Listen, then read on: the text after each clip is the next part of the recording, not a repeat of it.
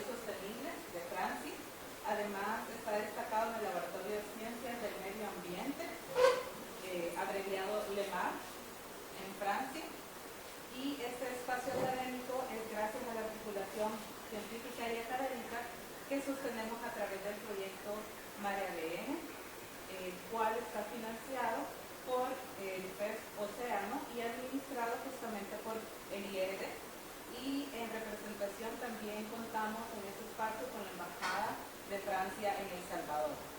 El doctor Luc Croisier es especialista en ecología marina, ecología, toxicología y ecología trófica. Y su trabajo se centra en comprender cómo los contaminantes, en particular los metales como el mercurio, se acumulan en las especies marinas y cómo estos procesos se relacionan con la alimentación, su hábitat, los cambios ambientales. Y para ello utiliza herramientas bioquímicas avanzadas como transadores isotópicos y análisis de ácidos grasos, que le permiten estudiar de manera innovadora la vida y las interacciones con los organismos marinos. Obtuvo su grado de Ciencias Biológicas Marinas en la Universidad de Bretaña Occidental, en Francia, y ha desarrollado una sólida trayectoria de investigación en instituciones de Francia y México. Y ahora pues también está colaborando y trabajando con nosotros en El Salvador. A lo largo de la carrera de su trabajo, especialmente se ha desarrollado con el taxón de los tiburones, pero también con otros depredadores marinos, aportando conocimientos valiosos sobre la relación entre contaminación, comportamiento alimentario y conservación de los ecosistemas oceánicos. Además de su destacada producción científica, también ha participado en la docencia universitaria y en la formación de nuevos investigadores, lo que hace especialmente grato contar con su presencia y participación en los proyectos que estamos llevando a cabo como universidad. Les pido un aplauso para el profesor. No sé, ¿me escuchan bien con el micrófono? Sí, pues. Muchas gracias, Joana, para la presentación, es demasiado para mí. Y buenos días a todas y todos y gracias para recibirme hoy. Y entonces me llamo Gaël Le Croisier, como lo decía bien Joana, y trabajo sobre la ecología trófica y la ecotoxicología, más que todo de los tiburones, y principalmente en el Pacífico Oriental. Y pues sí. Ok, pues trabajo para un instituto en Francia que se llama el IRD, Instituto de Investigación para el Desarrollo. Y hago parte de un laboratorio que se llama el LEMAR, Laboratorio de Ciencias del Medio Ambiente Marino, que se coloca en la ciudad de Brest, aquí en el extremo oeste de Francia. Pues eso es una foto del edificio de mi laboratorio, en caso de que haya estudiantes que querían venir a visitarnos. Y pues fue durante un día con un poco de sol. Normalmente es más como eso, un poco más duro. Y es agua fría. Pero también tenemos tiburones aquí. No especies tropicales, sino tiburones de agua fría. Como por ejemplo esta especie que se llama el tiburón marajo sardinero, creo que es eso en español, el Lamnasus, que es un primo chiquito del tiburón blanco. Y aquí es una video de una hembra embarazada que yo tomé en buceo. No sé si funciona.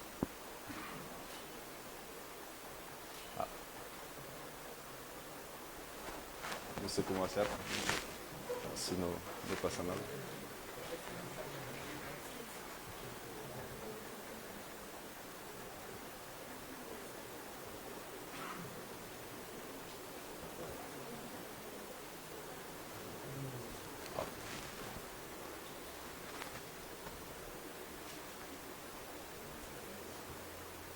O si lo tienen que imaginar.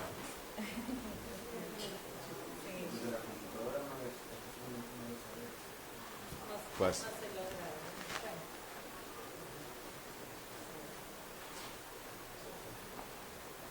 Disculpa, tienen que imaginarlo.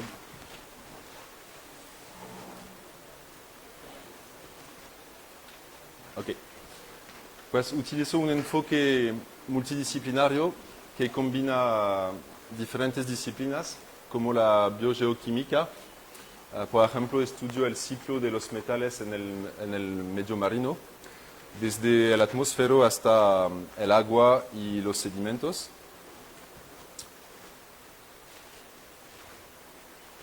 Y estudio la ecología también de las especies marinas, más que todo de los peces y de los tiburones. Y, por ejemplo, estudio la exposición de estas especies a los metales pesados como el mercurio. Estudio también la ecología alimentaria, la ecología trófica de las especies, o sea, estudio las relaciones alimentarias entre las especies, es decir, quién come a quién. Y un poco de fisiología, estudio, por ejemplo, el metabolismo del mercurio en los tiburones. Es que una vez que el mercurio o otras cosas entran en los organismos, estudio los efectos del metabolismo sobre, por ejemplo, la acumulación o la detoxificación de estos metales.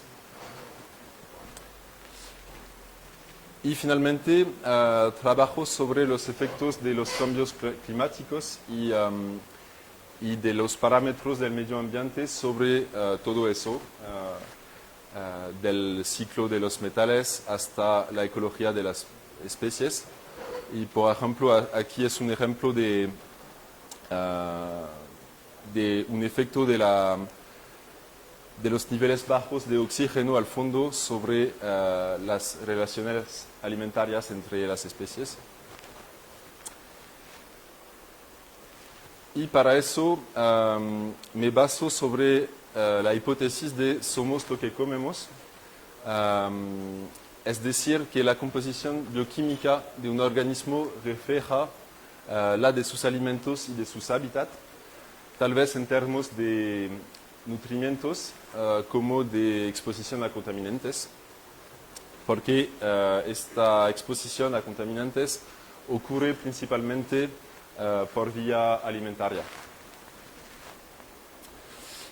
Y para eso, básicamente lo que hago en general es de colectar biopsias de tejidos en tiburones, por ejemplo. Aquí es un ejemplo de una biopsia, donde se ve la parte oscura es la piel.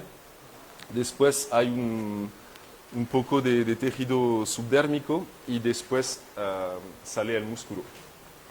Y estos diferentes tejidos dan informaciones diferentes e integran el medio ambiente durante diferentes tiempos. Pues para eso podemos sacar biopsias, por ejemplo, aquí en apnea, es lo que hacemos en Francia sobre el primo del tiburón blanco. Y aquí en el Pacífico, como en muchos lugares, hay sitios de pesca artesanal. Trabajamos con los pescadores para colectar biopsias en los organismos que pescan. Y en estas biopsias lo que hacemos es analizar varias cosas y primero utilizamos trazadores ecológicos que voy a describir después. Y entre ellos son los isótopos estables, pero Joana comentaba también de los ácidos grasos. Tenemos diferentes tipos de trazadores que podemos utilizar para obtener información sobre el hábitat y la alimentación de los tiburones. Y hacemos análisis también de contaminantes y yo trabajo principalmente sobre metales y con un enfoque en el mercurio. Y hacemos todo eso para responder a las preguntas de qué se alimentan las especies, dónde se alimentan, en qué tipo de hábitat. y qué es el efecto de esta alimentación y hábitat sobre los niveles de contaminación.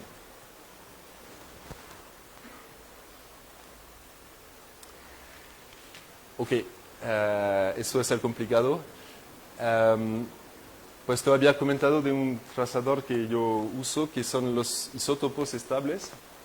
Entonces, los isótopos son átomos de un mismo elemento, como el carbono o el nitrógeno, pero que difieren en su número de neutrones. Por ejemplo, en caso del carbono, el carbono 12 tiene 6 protones y 6 neutrones, aunque el carbono 13 tiene 6 protones y 7 neutrones. Y lo que hacemos es un ratio de estos isótopos, del número de carbono 13 sobre el número de carbono 12, y hace un valor que se llama un delta isotópico. Y en este caso hablamos del delta 13C para el carbono. Y estos valores nos dan informaciones sobre, pues como les decía, el hábitat y la alimentación de las especies. Por ejemplo, el carbono es un trazador del hábitat horizontal de las especies. Sabemos, por ejemplo, que las especies costeras tienen un valor de isótopos de carbono que es más alto que las especies oceánicas. Eso es un ejemplo con el carbono. Sí. Okay. De la misma manera, los isótopos de mercurio nos dan informaciones sobre el hábitat vertical. No voy a explicar tanto, pero los valores isotópicos de mercurio cambian con la profundidad porque hay una degradación del mercurio por la luz del sol en agua superficial, y eso hace que hay un fraccionamiento isotópico y provoca valores isotópicas que son más altas en superficie. Y con eso podemos utilizar los isótopos del mercurio como un trazador del hábitat vertical, y encontramos valores más altas en especies que se alimentan en superficie comparado a especies que se alimentan más en profundidad.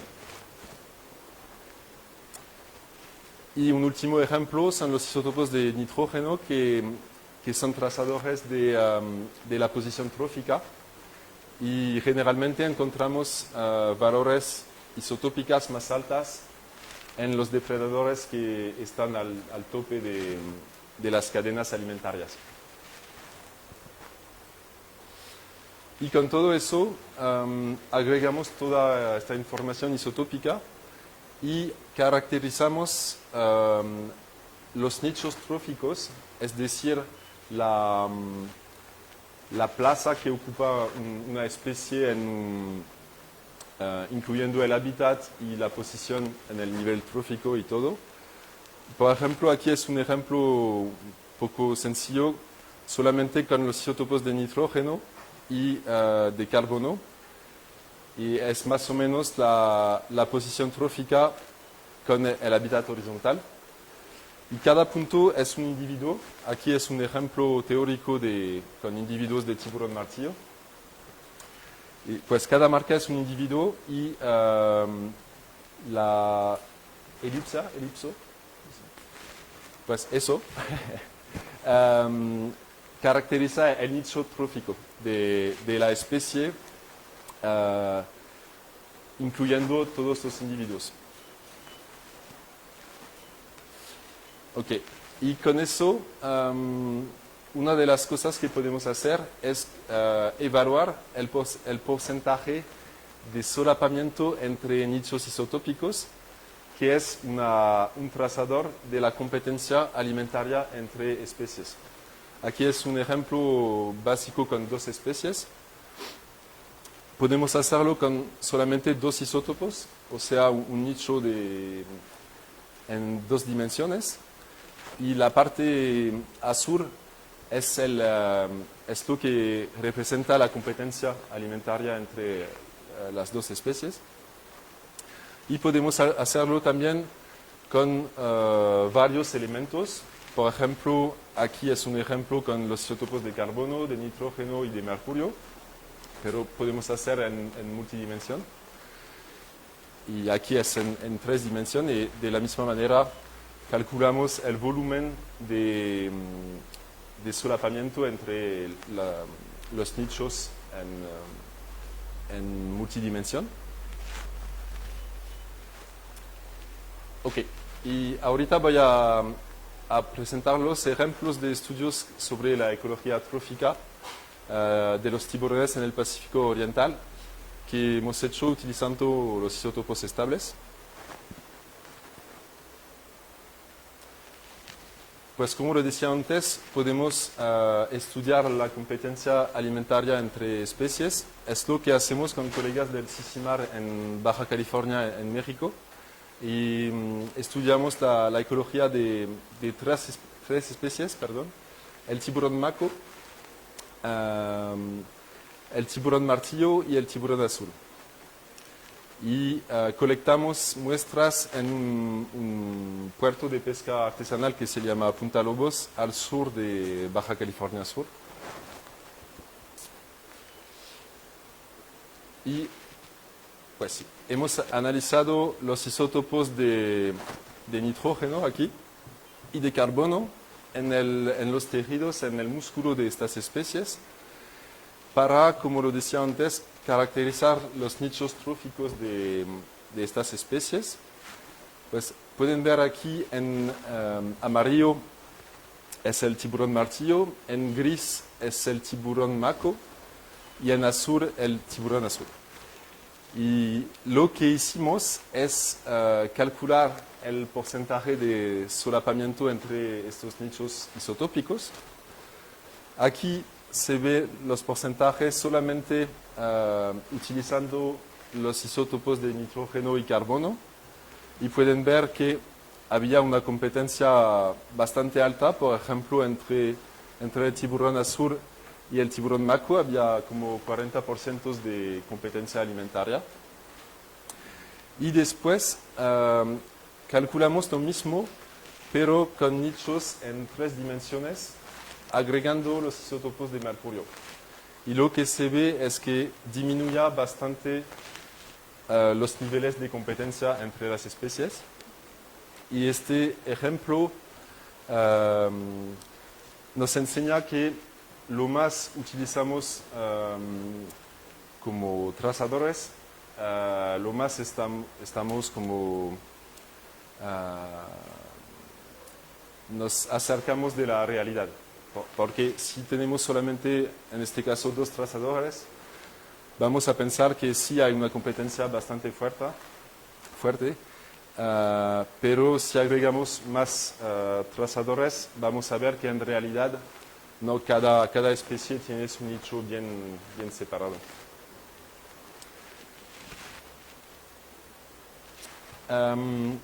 Podemos utilizar los isótopos también para evaluar la conectividad entre sitios.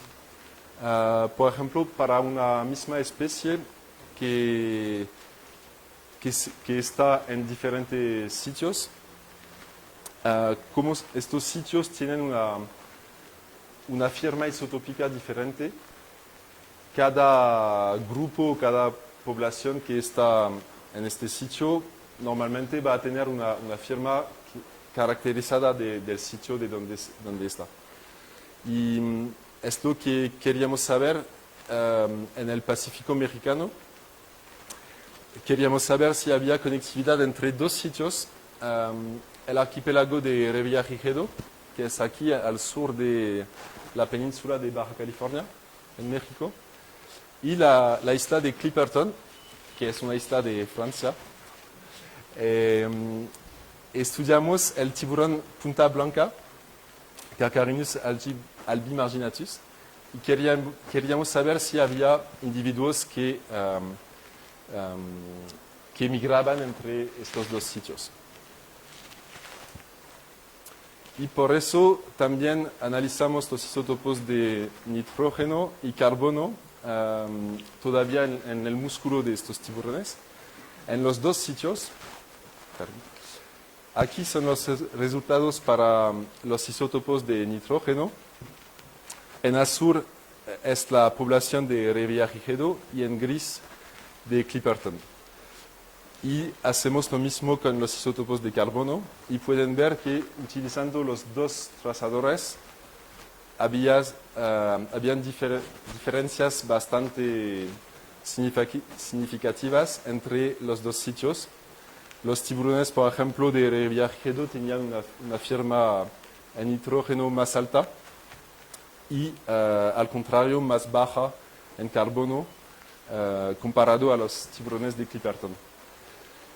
Hicimos lo mismo que antes, o sea, determinar el nicho trófico de estas dos poblaciones y después con un modelo matemático de probabilidad hemos estimado la probabilidad de encontrar a un tiburón, por ejemplo, de Revillagigedo en el sitio de Clipperton. Y con este modelo estimamos que más o menos había una probabilidad de solamente 10% de que un tiburón de un sitio se encuentra en otro sitio. Y entonces aquí el resultado principal fue que con isótopos pensábamos que no hay conectividad o muy poco conectividad entre estos dos sitios. Y eso, claro que tiene que estar confirmado con otros estudios, por ejemplo, con telemetría para saber exactamente si los tiburones se migran entre los dos sitios.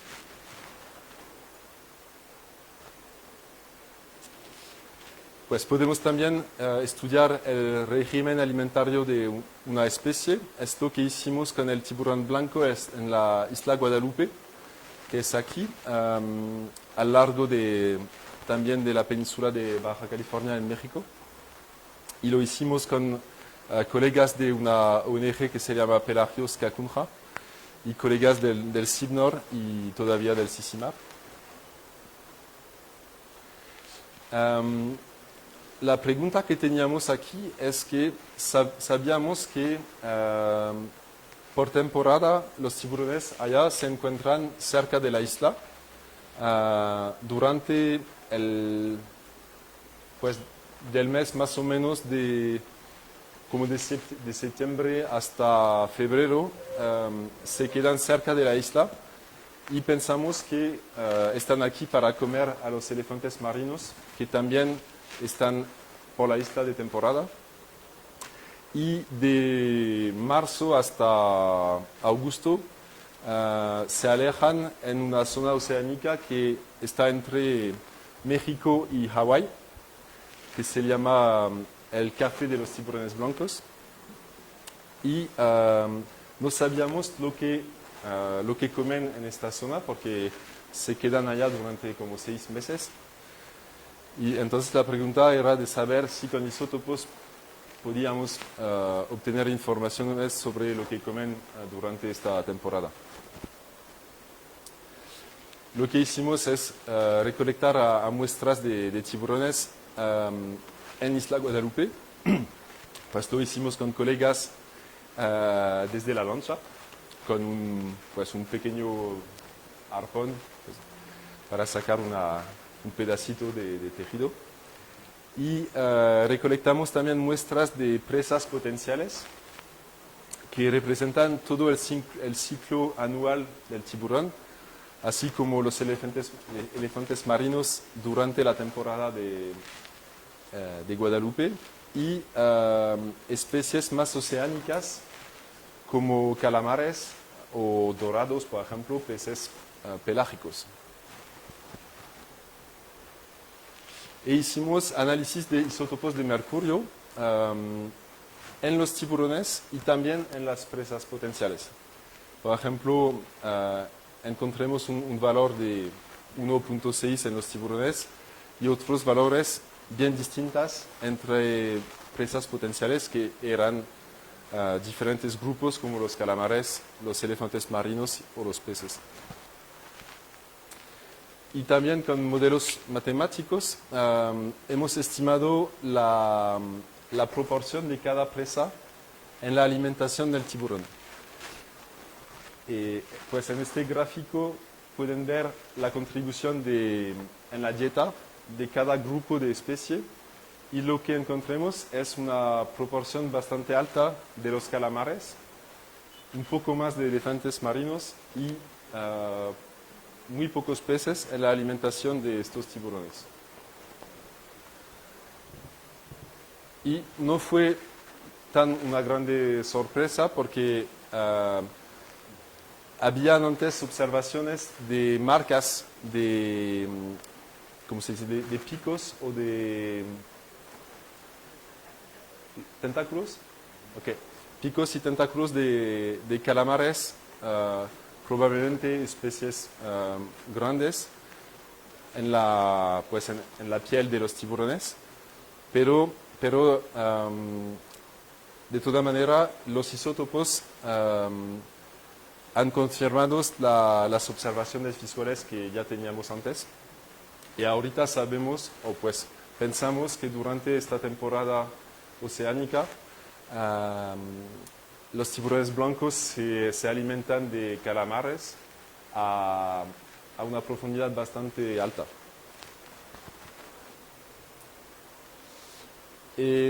Pues un último estudio que hicimos es de caracterizar el hábitat vertical de una especie.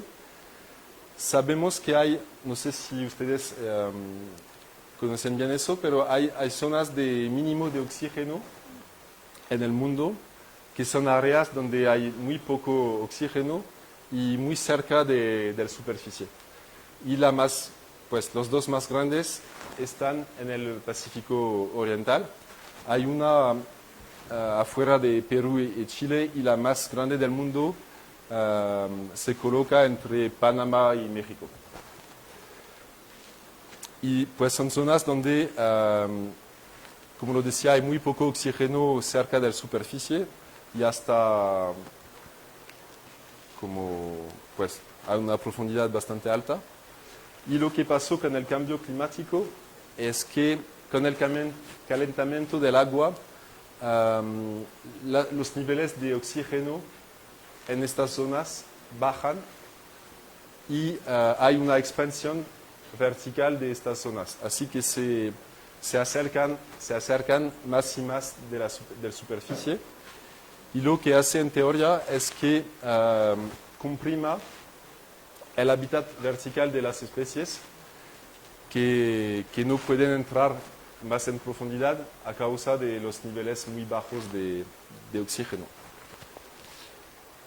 Y lo que queríamos saber es que si podemos confirmar esta hipótesis con isótopos en una especie que encontramos en zonas de mínimo de oxígeno y también en zonas donde los niveles de oxígeno son normal.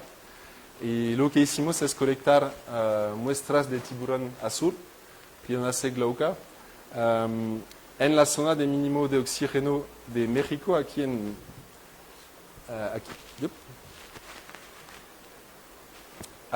y en verde en zona con altas concentraciones de oxígeno a lo largo de Francia.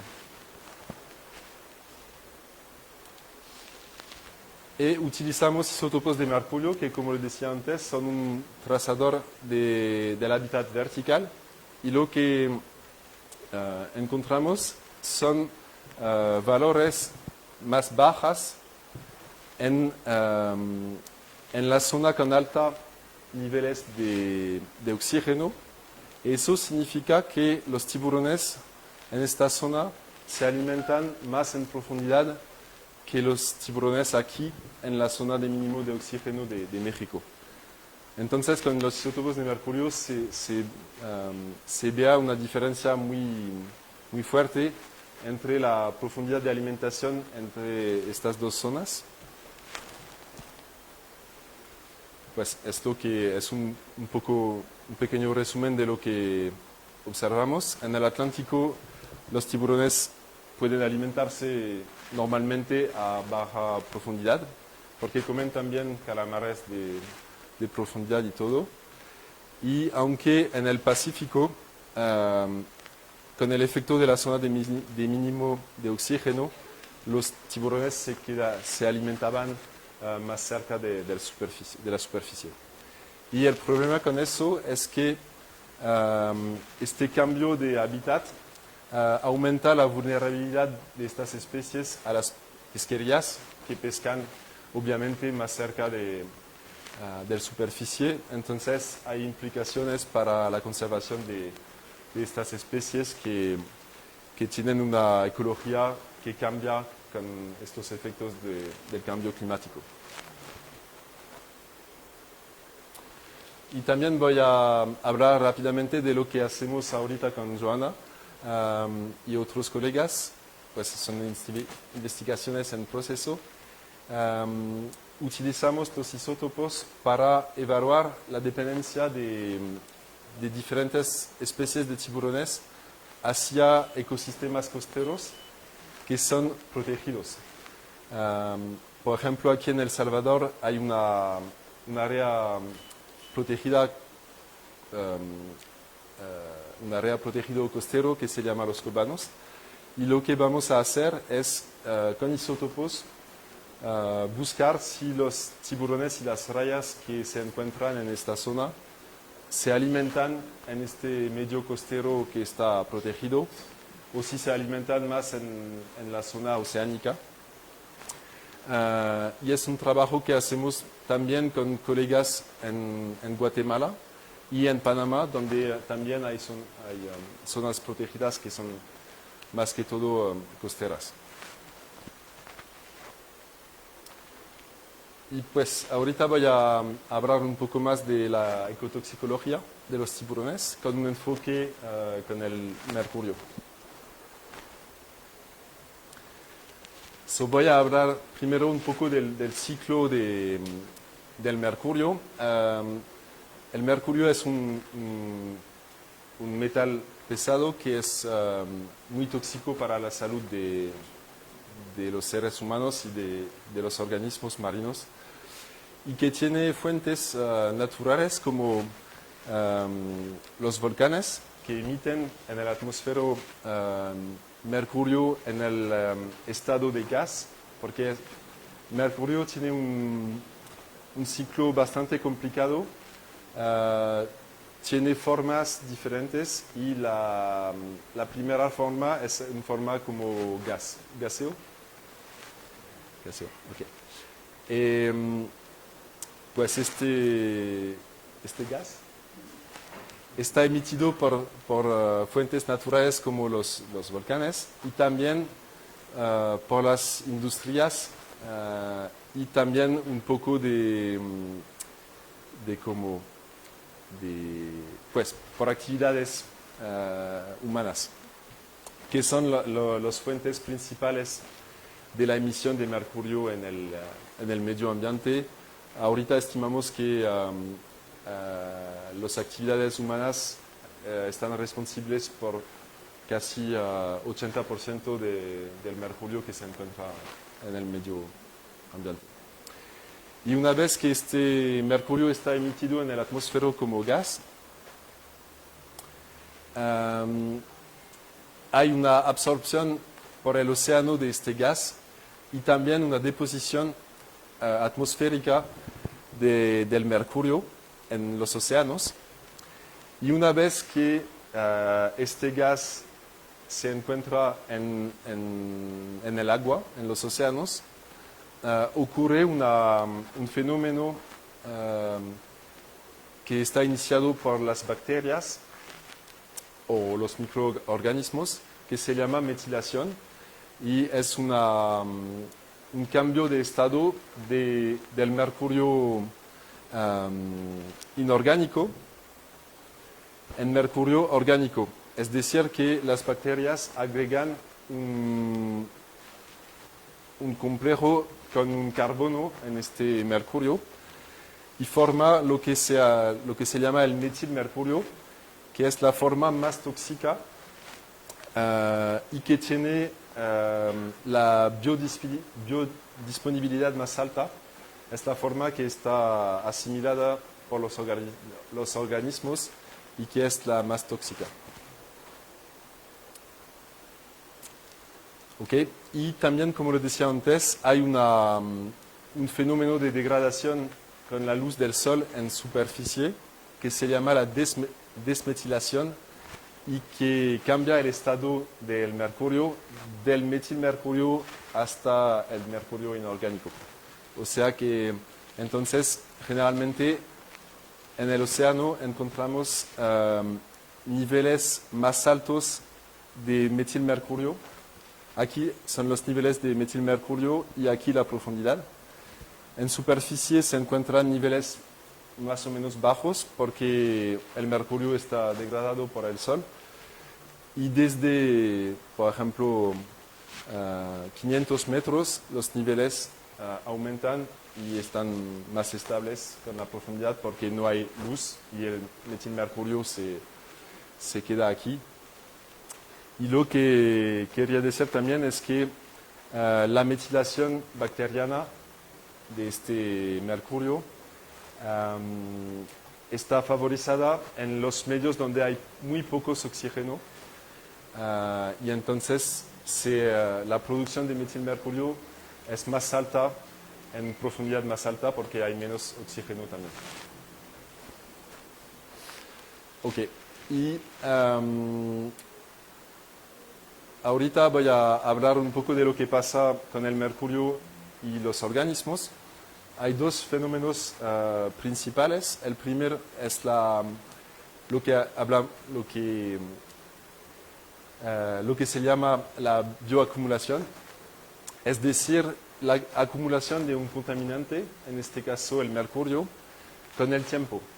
Y a medida que un individuo crece, va a acumular mucho mercurio durante toda su vida y como la excreción del mercurio es muy baja, resulta que durante la vida cada individuo va a acumular el mercurio, es lo mismo para nosotros y eso se llama la bioacumulación.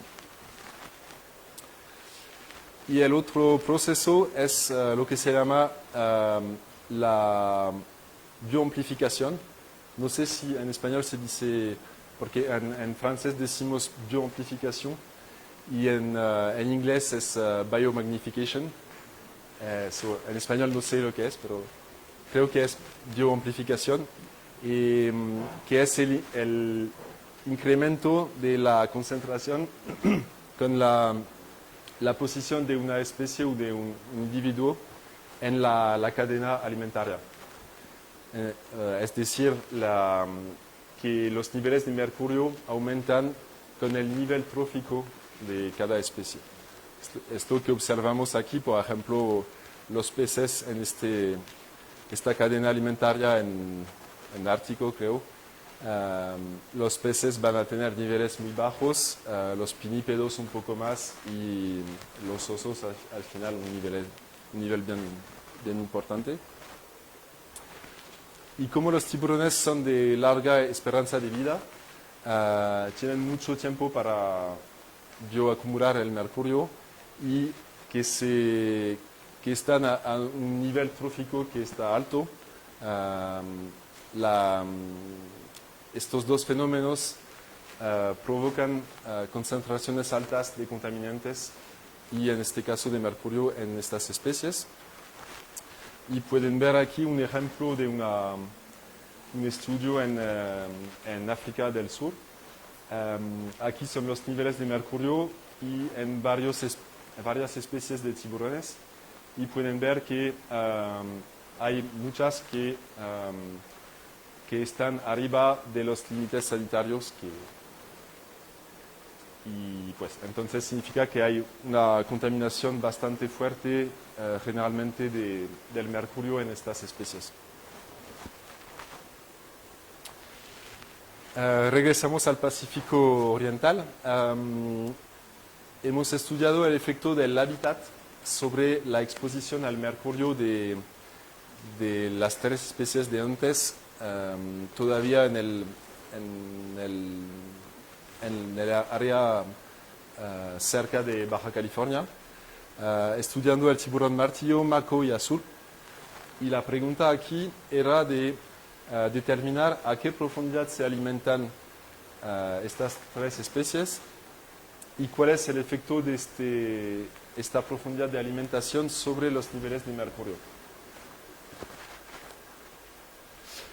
Lo que hicimos es analizar los isótopos de mercurio en el músculo y encontramos estos resultados, valores más bajas en el tiburón azul,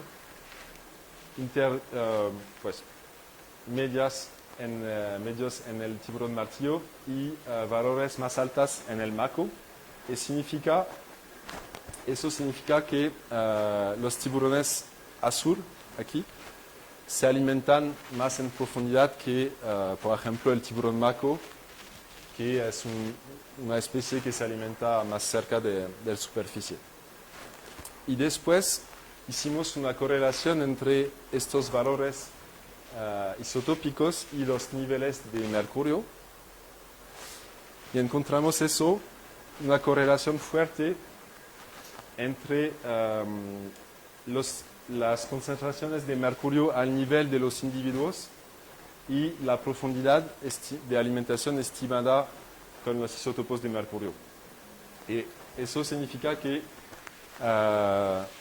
los tiburones que se alimentan más en profundidad van a encontrar niveles de mercurio más altos y que resultan en una exposición más fuerte. Y entonces eso refleja las variaciones de concentraciones de mercurio que conocemos en el agua. Y parece normal es que las presas que se alimentan, que se quedan más en profundidad, ellas tienen también una exposición más fuerte al mercurio y hay una transmisión hasta los depredadores. Y para terminar, hemos hecho un estudio, hemos comparado 3 poblaciones de tiburón blanco en el Pacífico. Pues en el Pacífico americano son los individuos de Isla Guadalupe de México, con 2 poblaciones que están en Australia. Hay una población que está en la costa este de Australia y una población al sur de Australia. Y lo que queríamos saber es si había diferencias entre estas poblaciones en términos de bioacumulación y también de régimen alimentario. Esos son los niveles de mercurio en cada individuo de las 3 poblaciones. Aquí en azul son los tiburones de Australia y ustedes pueden ver que hay como una aumentación de los niveles de mercurio con la longitud de los individuos. Por ejemplo, aquí los tiburones de 2 metros de tamaño tenían niveles más bajos de mercurio que los tiburones aquí que crecen hasta 5 metros. Aunque en los tiburones de México, aquí, no hemos observado un efecto de la bioacumulación.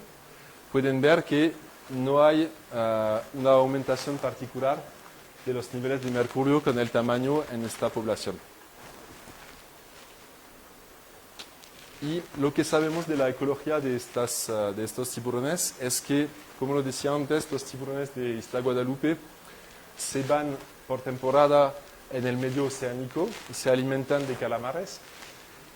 Aunque los tiburones de Australia son poblaciones más costeras que se alimentan de pinípedos todo el año. Y lo que sabemos es que los pinípedos son depredadores también y tienen niveles de mercurio más altos que los calamares. Así que esta diferencia de régimen alimentario puede explicar estas diferencias de acumulación entre diferentes poblaciones de tiburón.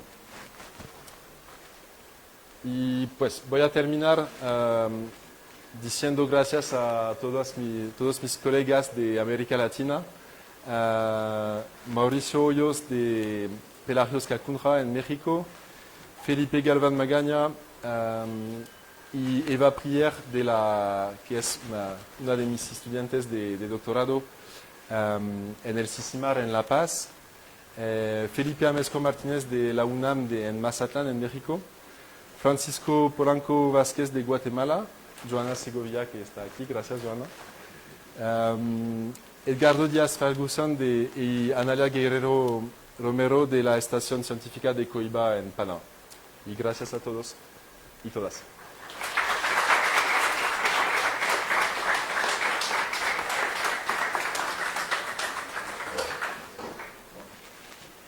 Discúlpame para mi español, que es más o menos. No, está bien. Hablan muy bien español. ¿Alguna pregunta, curiosidad o comentario que tengan? Este es el espacio para hacer su intervención. Sí,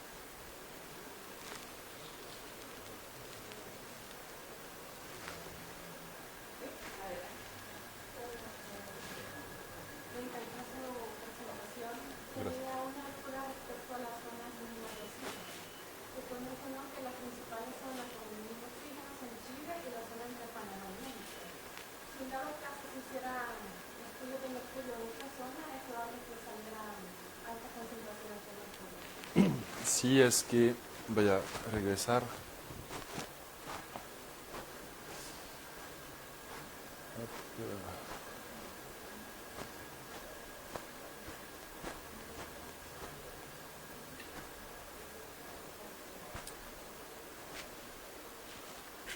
Ok, pues sí, decía que los dos primeros áreas están aquí en el Pacífico y la zona más grande es la zona de mínimo de oxígeno de América Central.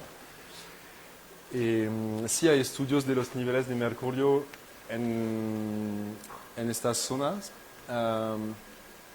Lo que se sabe es que afuera de Chile y de Perú hay esta zona de mínimo de oxígeno, pero también hay un upwelling, que es una corriente de profundidad que trae nutrientes a la superficie, así que hay una abundancia de peces, por ejemplo de anchoveta, que es bastante alta, y hay también hay mucho plancton, así que el mercurio que está en el agua se observa una biodilución de este mercurio en las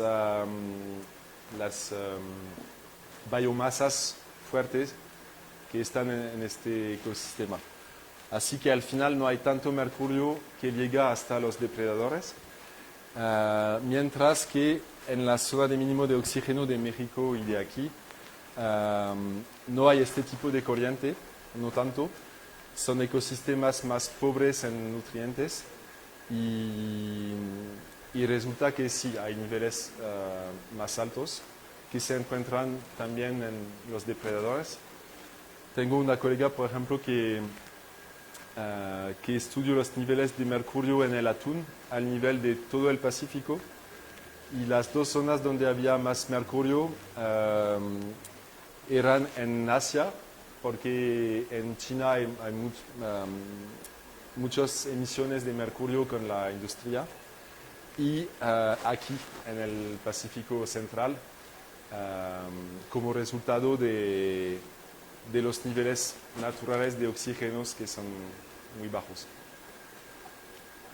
Y ¿cómo se dice? Que aumentan la producción natural por las bacterias del metilmercurio en el agua. Muchas gracias. ¿Alguna otra pregunta? Sí. ¿Sabes de los movimientos de casa que tiene la ballena? No te escucho bien. Voy a... Dime. ¿Sabes de los movimientos de casa que tienen las ballenas asesinas con respecto a los tiburones? Y si se adecua a la migración de estos. ¿De qué? ¿De cuál especie? Orcas. Ah, orcas. No trabajo sobre orcas. Solamente yo sé que, por ejemplo, como las orcas se alimentan de tiburones a veces y también de tiburones blancos, lo que pasó es que, por ejemplo, en sitios donde los tiburones blancos se agregan, hay un sitio fuera de San Francisco, en los Estados Unidos, que se llama las Islas Farallón. Y, por ejemplo, cuando los años donde orcas fueron observadas en este sitio, los tiburones blancos se van y no regresan el año después, porque tienen mucho miedo de las orcas. Y esto mismo, por ejemplo, en África del Sur, Suráfrica. Se sabe que, por ejemplo, aquí, cerca de Cape Town,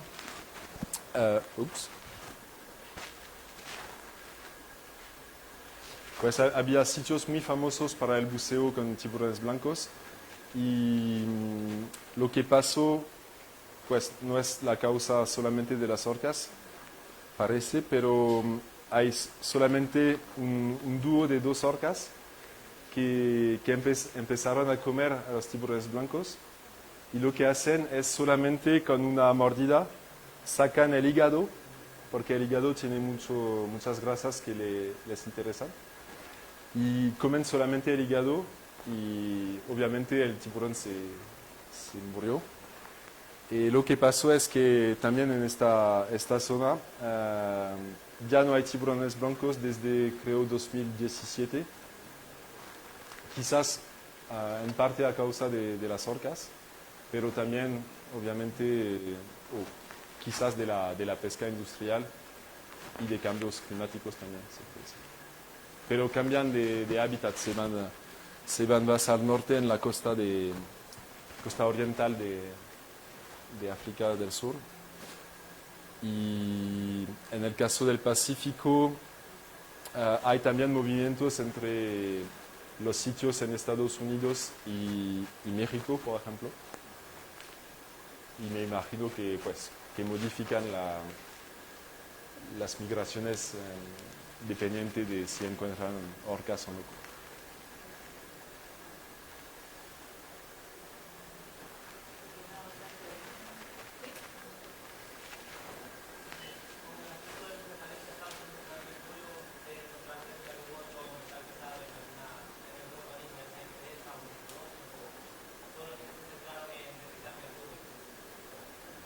Tu pregunta es saber si yo trabajo en otros metales, ¿no? O... Ah, sí, ok. Ok.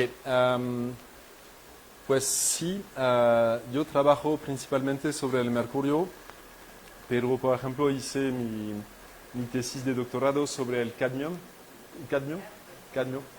que también es tóxico, pero este elemento no hay una bioamplificación tan grande como el mercurio, así que los niveles en los depredadores no son tan altos. Pueden ser más altos, por ejemplo, en peces más pequeños que en tiburones. Pero también tengo colegas que trabajan sobre contaminantes orgánicos, como los... en español no sé cómo se dice. Pues no sé si han escuchado de los PFAS y todo, que son pues, contaminantes orgánicos que se dicen eternal porque no se degradan y se quedan y son muy tóxicos.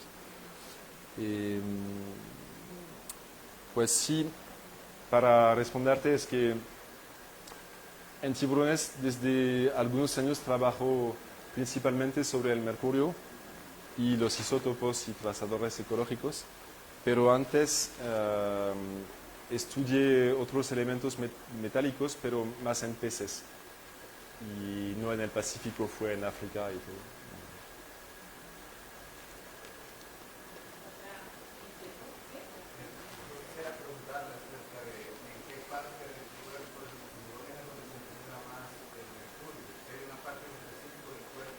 Ah, sí. No, los niveles son más altos en el músculo porque el metilmercurio se complexa, ¿se dice? ¿Sí? No, pues se agrega con las proteínas. Tiene una afinidad con... ¿cómo puedo decir eso? Con los componentes de las proteínas que son los aminoácidos y ciertos aminoácidos que contienen sulfuro, pues el metilmercurio se agregan de manera muy fuerte a estas proteínas y así se queda en los tejidos del músculo y se acumulan durante los años, aunque por ejemplo en el hígado es un sitio de detoxificación del mercurio, así que en el hígado, por ejemplo, vas a encontrar más mercurio inorgánico porque hay ciertas especies que tienen la posibilidad de detoxificar, de romper este metilmercurio para cambiar la forma en mercurio inorgánico, que es una forma que no se acumula tanto y que el organismo puede excretar. Y no todas las especies pueden hacerlo, pero encontramos, también es otro estudio que hice en el Océano Índico, y encontramos que sí, los tiburones pueden detoxificar este mercurio y por ejemplo los peces no lo hacen tanto, pues los peces que no son tiburones o rayas, pero por ejemplo el atún no puede detoxificar el mercurio y pensamos que porque encontramos en algunas especies niveles muy altos de mercurio y nos preguntamos cómo hacen para no tener efectos demasiado grandes sobre el salud, la fisiología y todo. Y es en parte porque tienen esta posibilidad de cambiar la forma química del mercurio. Pero sí, siempre en los peces y los tiburones el músculo vas a encontrar más mercurio.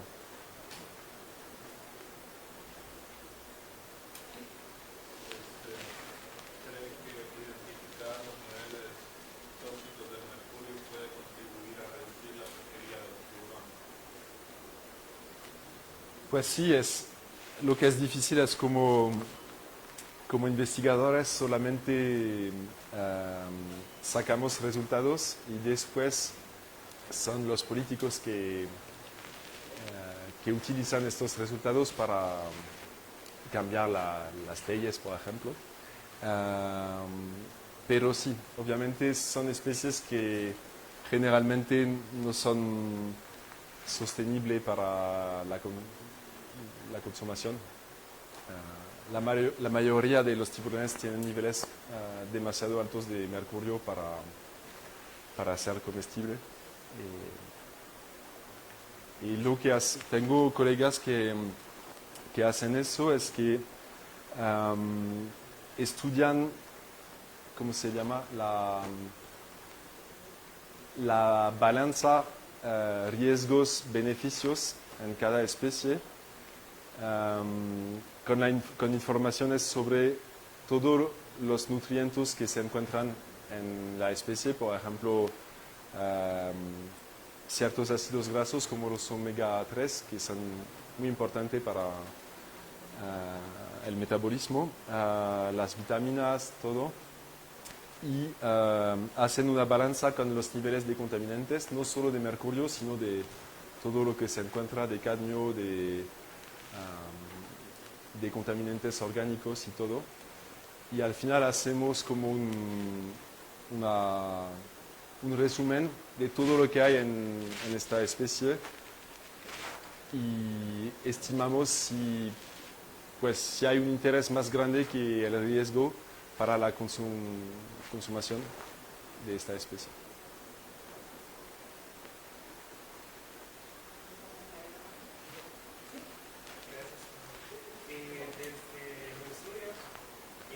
¿Lograron visualizar alguna complicación en el tiburón debido al mercurio y cómo les afecta? O si ese mercurio también es transferible hacia las crías o los huevos. Sí, el metilmercurio tiene efectos sobre el sistema neural. Entonces afecta, por ejemplo, si el desarrollo de los fetos, si es una hembra embarazada, por ejemplo. Los efectos son más grandes en las crías que en los adultos. Y son efectos sobre el cerebro, el desarrollo del cerebro, y afecta a todo el sistema neural, ¿se dice como eso? Pero en este caso de neurotoxina, es bien difícil de relacionar las concentraciones con un efecto sobre el comportamiento o algo así. Es difícil en el medio natural de saber si hay un efecto real de las concentraciones sobre un individuo en particular, pero lo que se hace, y por ejemplo sobre los seres humanos hay casos muy bien documentados de casos de contaminación sobre el metilmercurio que afectaron mucho el desarrollo de los fetos y que resultaron en como malformaciones o retrasos ¿cómo se dice? Retrasos cognitivos de los chicos, por ejemplo.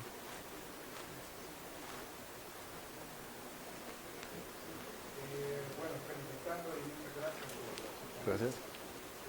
Solamente una pregunta con respecto, mencionabas ahí en la tabla, dependiendo a los niveles de la profundidad que es la conmutación del mercurio. Sí. Entonces, yo tengo dos preguntas. La primera es que cómo fue que obtuvieron esas muestras de esas especies de tiburones a esa profundidad. Y lo segundo, de qué tamaño fue la muestra para poder determinar, digamos, esa. Okay.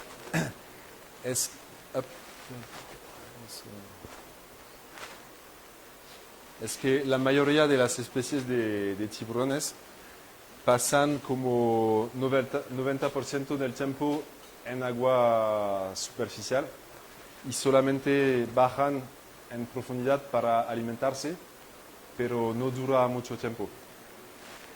Lo que hacemos es, por ejemplo, estas muestras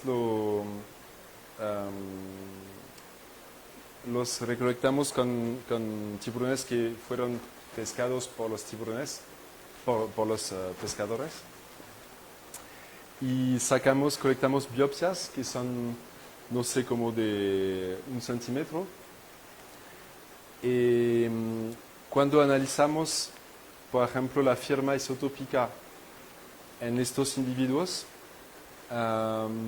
vamos a observar que se alimentan a una profundidad, por ejemplo, de 400 metros, aunque fueron pescados cerca de la superficie, porque la firma isotópica en los tejidos va a reflejar solamente la zona de alimentación y pueden pasar 90% del tiempo cerca de la superficie, pero aquí no se alimentan. Se alimentan durante los 10% del tiempo a una profundidad más alta. Así que, por ejemplo, muchas veces lo que observamos en términos de isótopos no refleja la zona donde colectamos la muestra. Y eso es bien interesante porque a veces los tiburones no se observan en superficie y a veces no sabemos para una especie en particular que se alimentaba tan profunda. Y fue casi en todas las especies tuvimos esta sorpresa de ver que sí, al final se alimentan más profundo que lo que pensábamos antes. Y viene complementar los estudios de telemetría, por ejemplo, porque si ponemos un tag, un GPS en un tiburón, sabemos a qué profundidad se va, pero no sabemos lo que hace a esta profundidad. No sabemos si se alimenta, si es para moverse o reproducción. Y con la combinación de los dos es el mejor, porque sabemos dónde fue el tiburón y lo que hizo.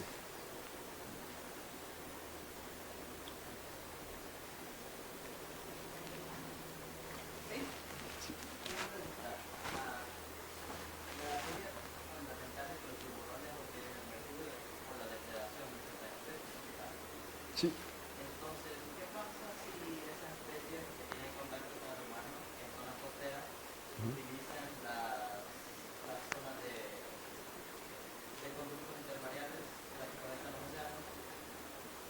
¿Cómo se dice? Las corrientes oceánicas para moverse alrededor y así disminuir la contaminación. No estoy seguro de entenderte. ¿Puedes reformular, Joana?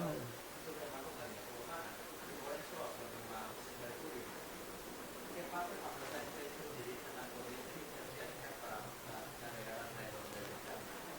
Esos tiburones van a ser contaminados por esas especies deseadas que tienen mayor concentración de especies.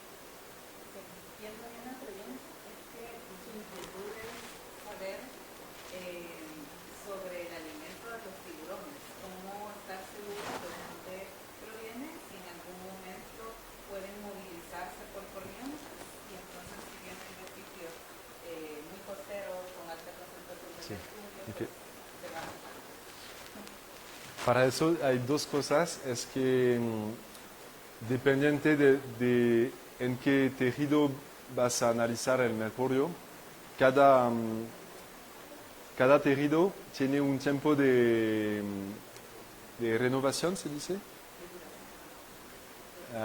Por ejemplo, la piel se cambia bastante rápidamente y el músculo, por ejemplo, el tiempo de integración de la composición química del músculo es más o menos de 1 año. Y aunque la piel, por ejemplo, es algunos días quizás, o el sangre también. Y lo que podemos hacer es comparar la composición isotópica o las concentraciones de mercurio en diferentes tejidos para obtener una información a corto tiempo. Por ejemplo, con el sangre podemos saber lo que comió el tiburón en los últimos días y cuál fue la exposición al mercurio durante estos días. Y si analizamos el mercurio en el músculo, podemos saber qué era la exposición durante todo el año, durante todo el ciclo de vida casi del tiburón. Eso es la primera cosa que podemos hacer.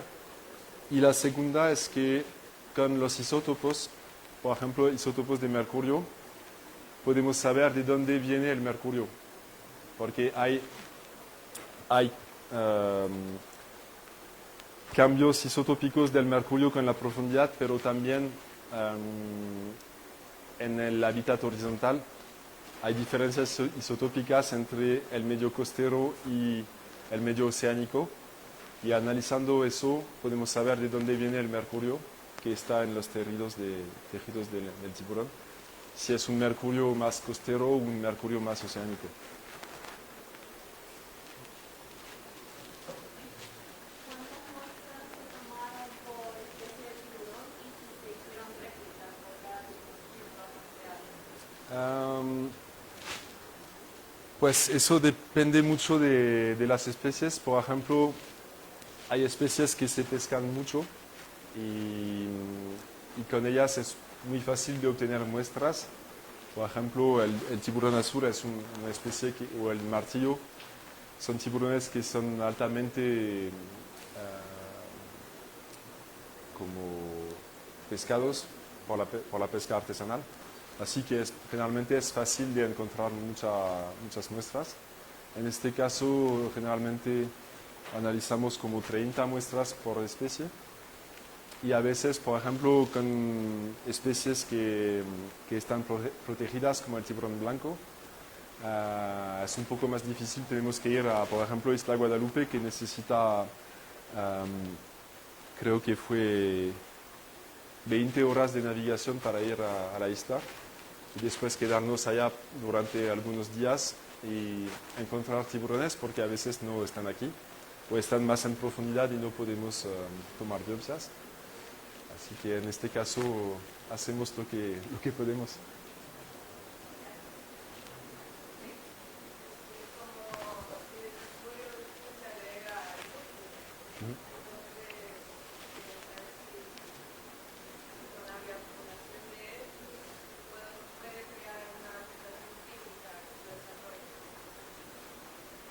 A los tiburones, por ejemplo.